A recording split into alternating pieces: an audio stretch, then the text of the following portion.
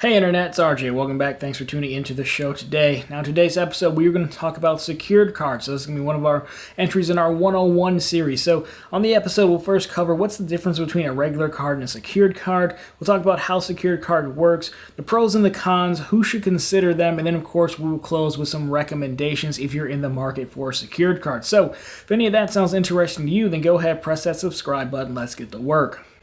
Okay, first things first, let's start out with some definitions. Secured versus unsecured debt. What's the difference? What does it mean? Well, very plainly put, regular credit cards, so think Citi Custom Cash, Sapphire Preferred, something like that, that is a form of unsecured debt. And what that means is if you get a $1,000 credit limit on your Custom Cash, you go to the store, you buy something, you spend $100, right? So now your available credit to you is now $900. If you pay back that $100, credit line goes back up to $1,000. So that's a revolving line of credit. Now the unsecured piece comes into play is if you do not make that $100 payment. So let's say you bought a grilled cheese sandwich, right? Well, if you don't pay for that sandwich, you just abscond with the sandwich and the money, the bank's not going to kick down the door and try to get your money back or your sandwich. It's worthless to them. There's nothing backing up that $100 loan that they gave you. That's what we mean by it's unsecured debt. This is also how banks end up getting away with charging much higher interest rates on cards because technically it's more risky to the issuer because they're giving you money and they don't really know what you're buying. They don't know what your intentions are. And they don't really know if you're going to pay you back. Now, yes, they can use your credit report, to try to best gauge that, but they still don't really know your intentions. So that's unsecured. Now, what is secured? Well, secured is the exact opposite of that. It's a loan, but it has a form of collateral behind it. So if you think about this house, right, sitting in a house, it has a mortgage.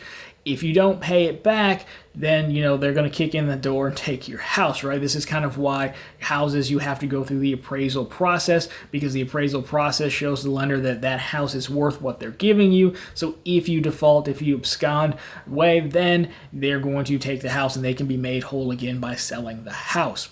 So with that being said, same thing with car loans, by the way. It's another example. So secured credit cards work the exact same way, but you don't put up your house or your car or anything to back them. Instead, the card issuer has you put down basically a security deposit like you would if you were renting an apartment or something like that. And then they know if you run away with the money, well, they still have some of your money on deposit, so they won't be left out in the cold. So now let's more specifically take a look at how these secured cards work. Okay, so how do secured cards work? So like we were talking about, these cards require the cardholder to put up collateral to offset the risk. So usually this requires you to open a savings account within the same bank. You'll need to deposit a minimum of a few hundred up to a few $1,000s into that account. And that money has to stay on deposit the whole time that you have that card and are using that card.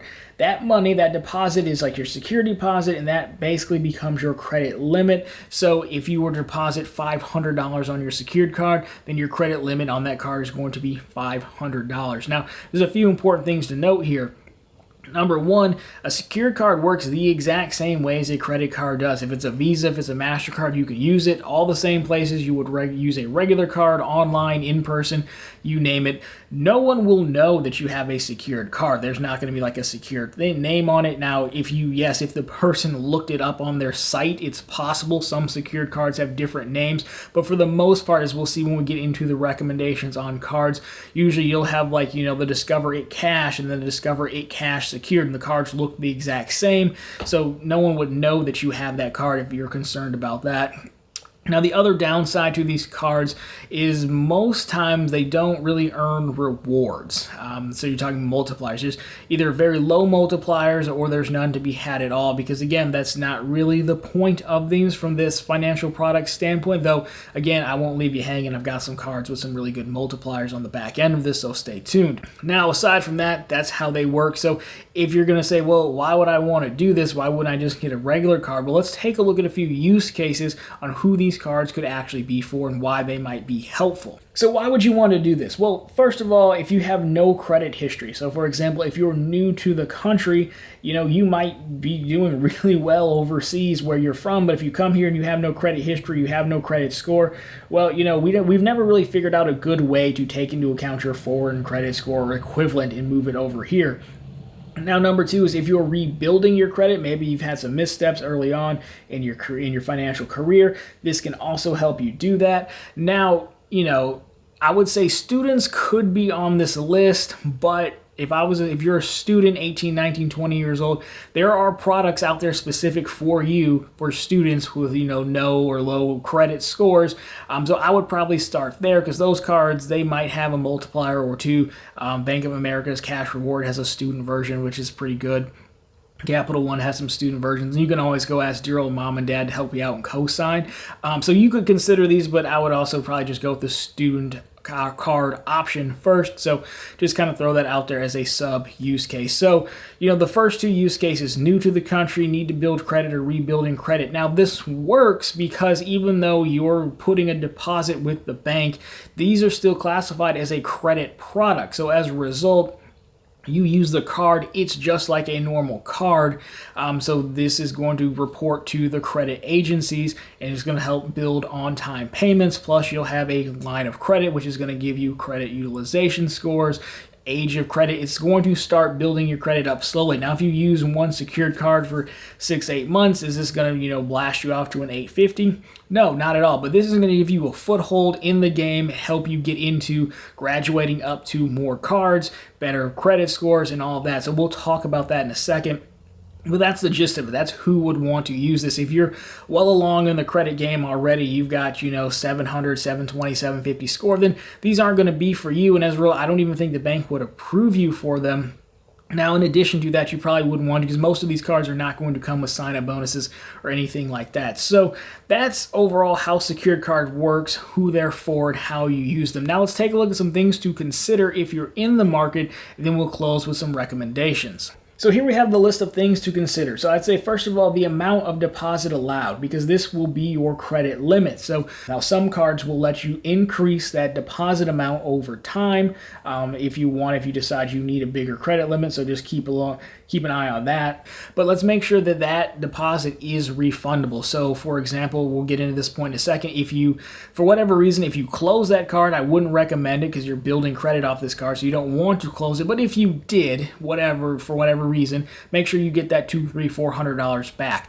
The same thing, if you graduate that card up from the secured to a non-secured version, make sure you get that money back.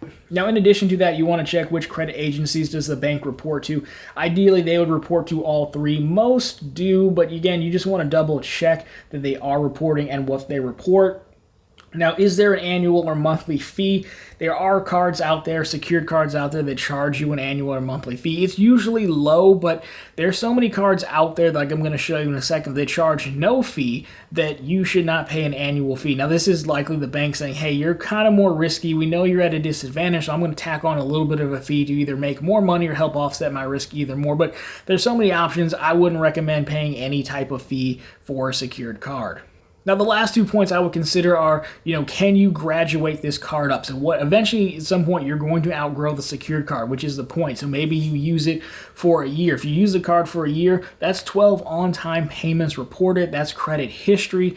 You should be good enough with the bank you're working with to graduate up into some of their other cards. Now, you have the secured card, which is basically, we're just going to think of it as your first card on your recovery or your journey to building credit. So you don't want to close it, you don't want to cancel it, but you're not going to use it anymore, really, because you've outgrown it. It served its purpose. Now, most issuers will say, hey, once you've done that, we can graduate it up to the big boy version of its card, right? So I referenced Discover It Secured. Can I just move it up to a Discover It Cash card? Now, again, you're not necessarily going to get a sign-up bonus if this is what you call a product change from one card to another. But again, I think that's fine. This wasn't really the intent to go after sign-up bonuses here. I think that's fine. And then lastly, I would say, does this card earn points, right? Like, it's ideal, and we are starting to move into an age where we see more cards earn points. So just because you come across one that doesn't earn points, that doesn't mean stop there and use that one. So I'm going to show you some cards that do. The actual last point, and I think one other one, is some banks have different ways to qualify you, right? The tried and true method is FICO score. Now, obviously, FICO score is probably an issue in this scenario. Now, there are other models out there that folks use. We'll say, hey, we'll look at what you have in your other bank accounts maybe, or we'll do this off of income. Like X1 card back in the day, I think, was trying to do something income-based approvals. So if you're really bad shape, you can consider looking at some different models like that. I think Pedal Secured Card is one that was approving folks in alternate ways, or just approving you based on how much money you put down. So if you're in really bad shape, there are alternatives out there. So with that being said, that's overall how secured card works. Again, to the last point, it can vary, but generally speaking, that's everything you need to know going into the secured card game. Now let's talk about recommendations. And I have 3 recommendations for you. So let's start off with one we've talked about a lot, which is the Discover It card. So Discover It secured card earns 1x on all purchases. So like other secured cards for people building or rebuilding credit, the Discover It secured card requires a cash security deposit. Unlike most others, it offers rewards, but what typically makes it stand out from the competition is its upgrade possibilities. The issuer has a process in place for automatically reviewing accounts for possible transition to an unsecured card. So that is from NerdWallet, their overall review, and I agree with that. But if that's not your flavor, let's take a look at 2 others, and they are both from US Bank, and at the time of recording, they're both relatively new to the market. So first up, we have the US Bank Altitude Go secured card. So this is just like its big brother card, where you can get 4x back on dining, 2x on groceries, gas, and streaming. There's even a streaming credit in there. And then we have its sister card, the Cash Plus secured. This is going to earn 5x on 2 categories of your choice, up to $2,000 a quarter. And then you get to choose 1 2x category as well, and you can swap those out every quarter. The US Bank Cash Plus is a fan favorite because they offer a lot of categories, some of which like home utilities that we don't see covered that often. But anyways, guys, if you like this one, drop me a thumbs up down below. If you found it particularly interesting, consider subscribing to the channel. Again, posting content just like this every Monday, Wednesday, and Friday. Of course, right back here every Sunday with all the news you can use in the week that was in credit and finance. My question for you guys out there is 2 things. 1, if you come from a secured card, you're working through them now, let me know what you think about it. What cards have you seen and it worked best for you? What issuers helped you the most? And number 2, what other one-on-one videos do you want to see? I'm building out a playlist for one-on-one stuff for folks new to the game, so let me know the topics you want covered. Anyways, guys, that's going to do it for this one. As always, thank you so much for watching, and I'll talk to you in the next one.